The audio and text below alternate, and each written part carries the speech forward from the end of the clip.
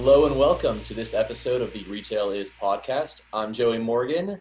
She's Kylie Ross Cyber, and today we are joined with Matthew Netardus of Security 101. Matthew, thank you for joining us. Appreciate you guys for having me on. Great. So we're going to start with this. We're going to get into it a little bit. We're going to ask you about yourself and what you do. And as a tease for everybody listening, you're going to give everyone some security tips for this holiday season. But let's begin with a little bit about you and Security 101. Tell us about your business. Yeah, so I work in the engineering department for the Norfolk branch of Security 101. What we do is electronic security. So it includes anything from surveillance to access control to intrusion detection, visitor management, networking, and today more and more business analytics and video analytics as well. Oh, wow. Okay. So you are not just what most people believe as being a security, like we're talking like networking and computer, like, structural stuff within companies as well, how, physical Yep. as well as software. Exactly. So really nowadays, security has become more of a business system, similar to how IT moved from this fringe department that most places kind of put in a closet in the back of the office and no one called until they needed them. More and more, IT is now a core part of everyone's business, whether or not they realize it. Security has started to become more and more of a larger component of everyone's business, even though that may not be what they do on a day-to-day basis. No, absolutely. Yeah, you hear horror stories all the time about computer systems and people knowing too much information about you. Yes. Yeah. Oh, awesome. So I know, Joey, we talked briefly before about also, what's coming up for the holidays and stuff. But before we get into that, I mean, Security 101, we've had a partnership with you guys for many years, just, tapping into your intelligence. But what have the changes been, do you think, like over the last few years in terms of security? So in terms of security, these security systems are really, at the end of the day, no longer just security systems as they were a couple years ago. They're business intelligence systems now. So, back 5, 10, especially 15 years ago, you may buy a standalone intrusion detection system, and that may alarm if someone breaks into your building after hours. You may also have a couple cameras that maybe you did some manual investigations on if something negative happened. But those systems are very much a passive system, and they were kind of an insurance. They were there if something bad happened, then you tapped into them and could use them to help mitigate how bad that bad thing got. Nowadays, they've really gotten a lot more proactive, and their purpose is to really left the purely security world and is now becoming a business enablement system. So being able to use cameras not just for trying to tell after the fact that there was an accident in your parking lot, or if someone slipped and fell, or if someone stole something, but now trying to proactively drive profits by helping you identify where are people going in your store, where are some of what's the normal queue time, are you staffing at the right times, what's your conversion rate, stuff like that. That's critical business information that even for smaller businesses can now be handled by your surveillance system. So it's not just a black hole of funding that kind of goes in to maybe prevent something or allow you to tell what happened during a break-in. Now you can use it to really drive your business forward. Yeah. Or even I've known some businesses who literally buy a cheap camera and don't even have it recording, just to have Correct. the presence of something there. Yep. So this goes way beyond that. I mean, I've seen like a couple of your systems that you've showed before is like pinpointed people's faces, like from quite a distance, just be able to identify and to be able to have that information to provide, law enforcement, I think would also be very, very helpful. It is, and they're also becoming easier to use. So a lot of these systems back in the day were a little bit of a pain because everyone operated in a very different way and they were all fully proprietary. Now more of these systems work together. So you're not stuck with one platform. You have some more flexibility, and they're also made to be a little bit easier to pull out data when you need it, whether that's data to feed into a marketing effort, or if you're going to rearrange your store to help give you data for that, but also to give data to law enforcement if something were to happen. it's a lot easier to get that data off of these systems and provide that in a useful way to law enforcement so that they can then take it and proceed forward. So with the systems, do they all come with like software that's, got dashboards and all that sort of stuff? Or do you sort of have to know a bit more about technology and, software? So there's really, within the video surveillance realm, there's kind of two different pathways that you can go down. Some are still the older style kind of camera system in a box type, where you really don't have a lot of that. They're really just there to provide you with some recorded video. There's a value to that, but it does leave something still on the table. If you're going to have an item in your store, it should have more than one purpose. And a lot of those, NVR in a box or DVR in a box type systems are really only there to record raw video, and then you have to manually review it, and you don't have a lot of tools with that. Some of the more modern systems that are software driven, that's what then gives you those tools to, whether it's remote viewing abilities so that you don't have to physically be at your store to handle that, whether it's the ability to put up different views or to do searches off of motion or specific events, or linking it with your POS system so that you can look up a specific transaction and automatically go to the video that watched that transaction happen, so that you can make sure that different things are happening in the right way, whether it's a training incident or whether it's a theft incident. Okay. Very powerful stuff. I mean, it's so much more than just security. It is, yeah. It's no longer a 100 level class. You got to change the name. Yeah, that's an interesting component of our company name, especially nowadays. It's definitely maybe 401 would probably. Yeah, there you go. closer to where we should be. What about with the pandemic and COVID-19?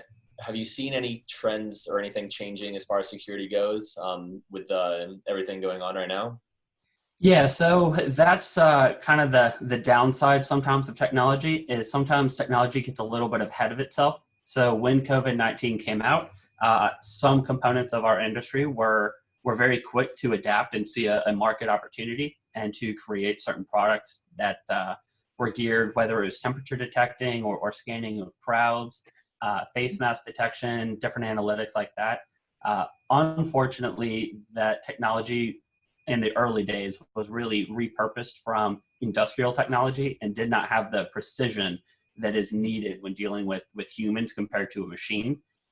And so there was a lot of focus on some of those systems early on that were really not ready for prime time yet. But everyone was in so much of a rush to kind of push some of these out that some of the larger establishments did go ahead and invest in some of these machines that they then had to take out when they then realized they didn't have the FDA certification, or they did not have the precision to consistently protect the people inside the store. Now that there's been a couple more months, those tools are there, whether it's temperature detecting, which has its pros and cons. My favorite personally is the face mask detection. A lot of establishments that are open to foot traffic are having an employee at the front that both counts to let people in and as people exit, so that they can keep their occupancy at the same level, as well as trying to enforce that face mask policies. The hard part with that is that puts an employee out at the door, so that's payroll that gets invested in putting someone out at the door that is therefore not doing anything else within the store. And it also puts that person in a little bit of a rough position to be standing there constantly telling people no all day long, or, hey, you have this on wrong. And that makes it kind of a very personal interaction when people are entering your store. If we can automate some of that, having a camera right there that can keep track of how many people have entered the store and how many people have exited, and just have a monitor with a big, red stop sign for, hey, we're at capacity. When someone else comes out, then you can go in. Someone leaves, camera detects that, and then that camera turns the monitor back to green. 2 people can come in now. And now you're depersonalizing some of that. Same with a little alarm on face masks not being worn properly. If the store has a policy that face masks are to be worn by anyone coming in, the cameras can detect both if there is a face mask and if it's being worn properly.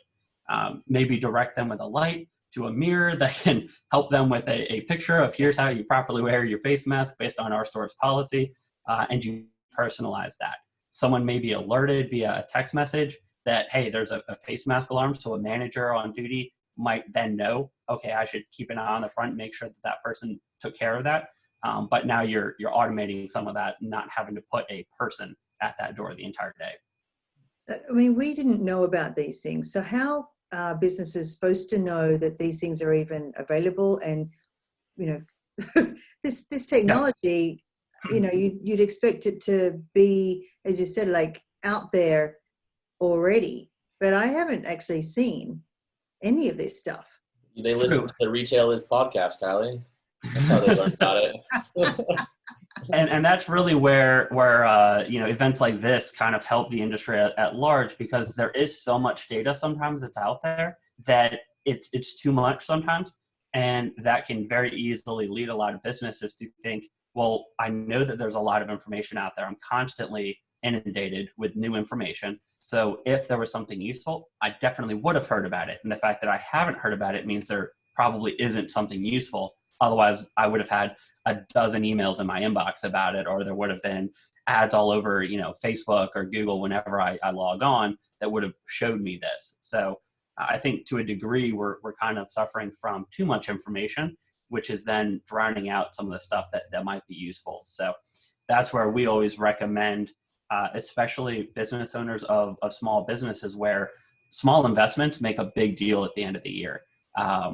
Have a roadmap and have a constantly rolling list of, here are the problems that I want to solve, and then find companies that they can trust so that they can work with them to identify, okay, this is a problem I want to solve. This is where I want to be. Tell me what it takes to get there. And then those companies and their engineering departments or solutions departments can help build out that roadmap. But it is important to not just solve a problem in an individual level, but to have a multi-phase. Here's where I want my entire business to be at the end of this. And then what components and steps do we need to take to get there? Is this achievable for a very small business? Yeah, so that's really where you dive into how do you make this new system change or addition or installation an investment rather than an expense. So if I have an expense, that's something I'm paying money and that money's kind of gone. If I've got an investment, then I know here's what my ROI is, here's where I intend to recoup that investment, and here's the benefit that I've got long-term for that. Depending on what your business is trying to do, would really determine how much you really need to spend to get there. Do you need to go all the way to have, you know, heat mapping and queue monitoring and all that? If you're a small business where you as the owner are typically there on a day-to-day basis, probably not. Do you need something that can detect face masks? Probably yes. You can get things like that done for $1,000. And, you know, when you take out the amount that you would pay to have someone there doing that, and the hourly cost of that employee, and then the opportunity cost of what that employee could be doing if, rather than being at the front, they were engaging with your guests in some sort and helping them, you know, find new stuff or drive sales there, then the ROI for items like that could be sub 1 week. Okay, so is that something that, you know, if they have a current system, they can just sort of add on, or is this a whole new investment? And that's actually a great question. And that's something that kind of is in two parts. One, it's important to make sure as you're putting in your systems that you put in systems that have as much flexibility as possible, so you don't go down a technological one-way street with a dead end at the end. The other part is identifying, let's say you've already done that, or you have a system you've kind of maxed out and you really are just looking for this one thing. Maybe it's just occupancy sensing. So all you want is to put up a sensor and so that your guests coming in get a red stop sign when the store is at capacity, and a green, you know, thumb if they should be coming in. That is something that could be installed standalone. So you would not have to have a specific place in order to do that. So a lot of these technologies specific to how do we continue to operate during COVID, and how do we make sure that our guests, we have their best interests at heart and we're trying to protect them. A lot of these things can be done on a standalone level and would not require replacing your entire system. So a monitor and a sensor and a small processor, those three components, and you're good to go. Oh, wow. Okay. Awesome. Well, let's Oh, sorry, Callie. You have No, something you want to say? no, I was just commenting. That's pretty awesome. Yeah. Well, let's tell us a little bit. We teased it earlier about some things that retailers should be on the lookout this holiday season as far as their security is concerned. Yep. So one of the primary things back prior to me being on this side as an engineer, I worked in loss prevention in the retail world, and the saying within our department was, "What you sell, they steal." At the end of the day, people are stealing the things in the same way people are buying things. Just those people decided that they weren't going to pay for them, but they're still trying to go after the same things that people are typically buying. So whenever you have certain series of things that are popular, back when I was in that, it was the Leap Pad 2 was the big thing that year. Everyone wanted to buy some Leap Pad 2s for the kids come Christmas. Oddly enough, Leap Pad 2s was also our most stolen item. So those trends do follow very closely. A lot of thought is usually given to the items that people assume that will be stolen at a higher rate, and that's your smaller high dollar figure items. But at the end of the day, the people who are stealing these are stealing it either to use it, which is the same reason someone would buy something, or to sell it. And what are they going to sell most? They'd sell the things that you're selling the most of. So the things you should be on the lookout for are the things that you are selling the most of. The other thing is to differentiate trying to stop theft as its own unique action. So the real metric that you should be concerned with is your shortage percentage. And there's two ways to increase shortage percentage. What do you mean by shortage percentage, real quick? So shortage percentage is a percentage of things that are lost or stolen or damaged compared to the amount of things that you sell. Okay. So that is, of the items that I sold, what percentage of that is lost? Whether that's to damage, improper ring up at the register. Maybe someone doesn't know what a organic cantaloupe is compared to a normal cantaloupe, and they're ringing them up wrong. That's a percentage of shortage. There's a cost difference there that the business thought that they would actualize a certain amount of revenue. When they actualized a smaller amount, that difference is your shortage. So the two ways to impact shortage, one is you can decrease the amount of stuff that's lost. You can do that through training. You can do that through enforcement, anti-theft policies, both internal and external, so employees and guests. And the second way is you can just increase sales. So if you as a small business owner lost $10,000 last year, that sounds like a lot of money. But if you lose $10,000 this year, it sounds like you really didn't do a good job of reducing your theft. But if you doubled your sales, then the impact of that $10,000 is not as much. So at the end of the day, it's not just about reducing your loss. It's about reducing your loss as a percentage of what you can sell. So by focusing on that, what you sell, they'll steal. If you can double down in those areas with good customer service, that is the number one deterrent against theft. If your employees are engaged, making eye contact, directly dealing with your guests, I'm a lot less likely as a shoplifter to steal if employees are constantly coming up and asking if they can help me and asking if I found everything all right, because I know that they've noticed me. I don't want to be noticed. But if I'm there to buy stuff, I want to be noticed. I want to be helped. Therefore, good customer service is your number one way to prevent this kind of theft. So above and beyond a good video system or a good security system, there's nothing that I as a security company can sell you that will perform better than well-trained and customer-friendly employees. Secondly, would then be using the technology that you have.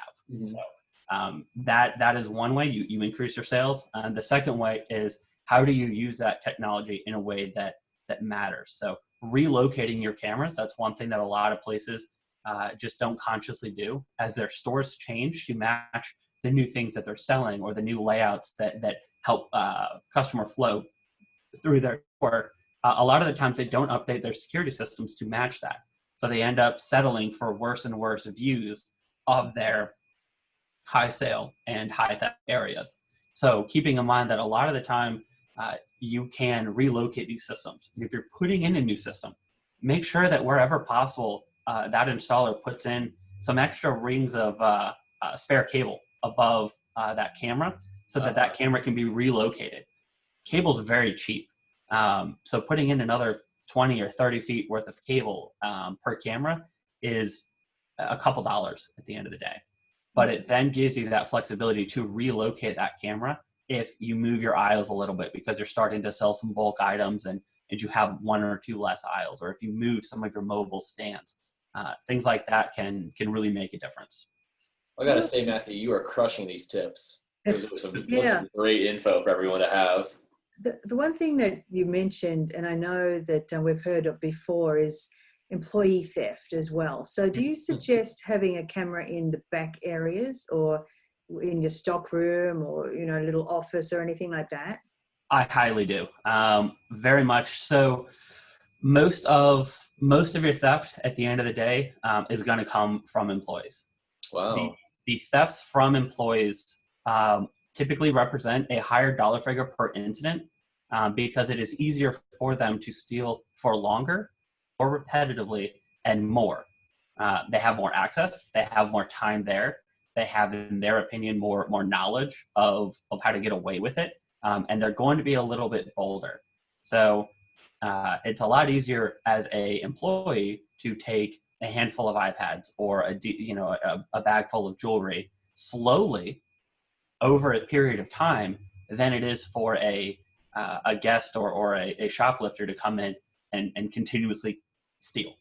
Right. So that is something I highly recommend putting cameras around where you're storing your valuable goods, as well as if you have a designated exit or entrance in a stockroom, putting a camera there and having some kind of monitoring, whether that's through your intrusion system, through access control, however which way you can monitor when that stockroom was accessed, that's going to be important so that you can start to identify trends. If a high valuable cage is opened at 9:30 p.m. every Tuesday, that's probably odd. You should probably be stocking at a more consistent time, maybe during the day. It shouldn't be outside of the norm. So if most of the time you're restocking those shelves at 8 a.m., but every Tuesday there's a 9:30 p.m. opening of that's probably atypical. Now you know what to look into, and you can tell when things are happening out of the ordinary. Mm-hmm. Interesting. Okay. So how long do you think, when people like have the tapes and things they used to, is it all cloud-based now? Like how do they capture, and how long do the recordings get kept? So that's actually a great question, and that's where a lot of the costing is going to come from. So cloud is growing in popularity, but I think our industry tends to get ahead of itself there as well. We're kind of looking at that like, oh, cloud is the future. Everyone's going to cloud. In all reality, most video surveillance is still not in the cloud. It's a single-digit percentage of video systems that are in the cloud. Wow. Are there benefits? Absolutely. Are there drawbacks? Yes, there are. So it really it depends on exactly what you're worried about. If you're worried about the physical loss of that recording device, then you should be using the cloud, because there's nothing for a shoplifter or a robber or an internal employee that decided, okay, I'm taking too much stuff tonight, I just need to destroy this recording box. There's nothing for them to take in that case. Yeah. Cloud does carry with it subscription costs, so you are going to be paying on a monthly basis for the use of that cloud. And it also requires more internet service. So if you have inconsistent internet service, or if investing in an upgraded internet service is not within your budget, then on-site is definitely the way to go. If you're going on-site, making sure that you put it in a secure place behind, preferably someplace where only you have a key as the owner, is highly recommended. But it is also recommended to make sure that some other person that you trust within the business has a login to that system. That way, if something happens, be it a slip and fall or a theft incident, someone else within the business other than you can go in and can download that footage, whether it's for a legal team or for law enforcement. So is it as simple as the movies make it look to wipe out a tape? They have to just smash the box and they're safe? If you have a hammer, yeah, you can get it done pretty quickly. A hammer, a drill, or a microwave will erase a tape pretty quickly. Wow. If you're in the cloud, then that's no longer a risk. You're safe either which way. Mm. Cool. So you said that you worked in loss prevention before. I did. What did that entail? So most of my day was focused on either internal theft or what they call ORC, which is organized retail crime. So that is basically people who steal for a living, which doesn't sound like a thing, but as I learned, it definitely was. And there were people who were stealing upwards of over $1 million or several times, Wow. multi-million-dollar rings that last over years, that travel through states, counterfeiting operations, working with the Secret Service. There's quite a lot of different types of theft and possible loss that we needed to guard against. Obviously, the counterfeiting was less common. Mm-hmm. The biggest thing for us was the internal theft, because that's where you're going to lose multiple thousands of dollars per case, is that internal theft. What was the, if you can remember, think back, is there any thefts that were particularly crazy or anything like wild that you saw? The craziest thing for me was always the meat thieves that would come in to steal ribs and steaks, and a lot of the times they'd put them down their pants, and there's nothing more awkward than getting into a little bit of a confrontation at the front of a store with someone who's trying to juke and roll, and then a whole rack of ribs falls out of their pants onto the floor. It makes for an interesting interaction, to say the least. That's perfect. So yeah, that, and then once they're back in the office and you're talking to them, trying to talk through some of the okay, well, why? Their thought process, yeah. Well, what led you to decide that today was a good day to come in and put 4 racks of ribs and 8 steaks down your pants and then try to run out of the store with that? What was your thinking here? All right. Well, we're getting close to the end of the time. Kylie, do you have any other questions you'd like to ask? I just wanted to, anecdotally, like, have you seen more theft happening around this sort of, during this economy and leading up to Christmas? Yes. So, kind of again, playing off of that, what you sell, they'll steal. When your sales go up, so does the theft. Around this time, people are buying more stuff. People are also stealing more stuff. So third and fourth quarter are going to be your highest theft quarters statistically. They're also going to be even higher when the economy is in a position where people are feeling financially insecure. Certain people that may not have stolen last year or the year before, or thought that they would steal this year, if circumstances have changed, they may decide that to go ahead and break with that habit, and all of a sudden the circumstances have changed, and this would now be something that they would consider doing, and in fact would do. So anytime that you have economic instability, you're going to have a rise in theft, and that's both internal and external. If it's a loss of hours, or a loss of a job, or impending threat of eviction, certain people may be having to make that choice between buying this thing or paying rent. And if they go ahead and write that rent check, they may decide, you know what, I'm not going to go without this other thing that I want. I'm just gonna go ahead and take it.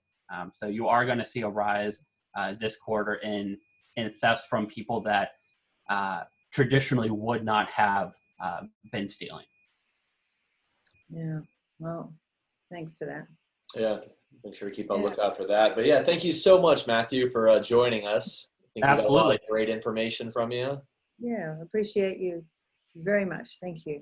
Yep, we're here to help. If anyone does need assistance with that planning, we're here. We're an active part of the loss prevention group with Retail Alliance, and here's a resource for anyone in the Hampton Roads area. All right, where's your pitch? How do people get a hold of you? So our website is www.security101.com, and we can also be reached over email at norfolk@security101.com, or over the phone 757-961-3373. Perfect. Thank you very much, Matthew. Yes. Thanks, Matthew.